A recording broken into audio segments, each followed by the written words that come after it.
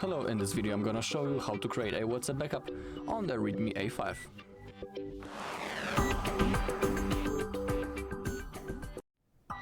Alright, so all we need to do is to open up our WhatsApp, just like that. And now on the top right corner, as you can see, we have those three dots. All you need to do is to click on them.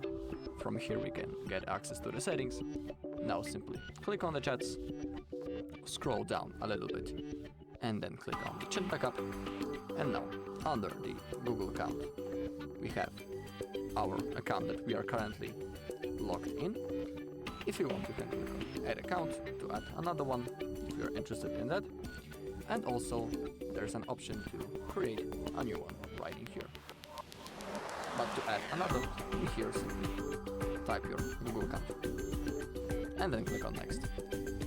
Okay, remember that you will need that mail to restore your chats in the future. So basically when you choose that account right now, when you will want to restore those chats in the future, you will need to be logged into the same Google account. So don't forget it, and don't forget password too.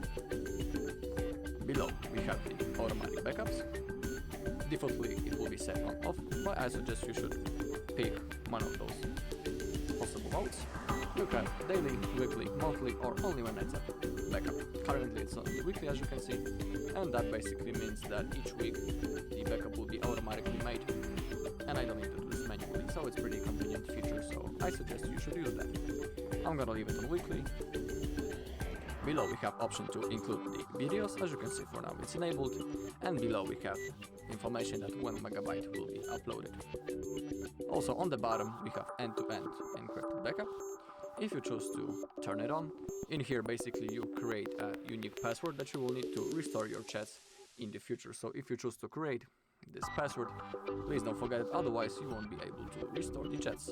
So have that in mind. Alright, once everything is selected, all you need to do now is to click on this green button, backup. Now the process should start, so let's wait a little bit. It shouldn't take much time because I don't have that many messages. Alright, now above you can see the hour on which the last backup was made and also the size of it.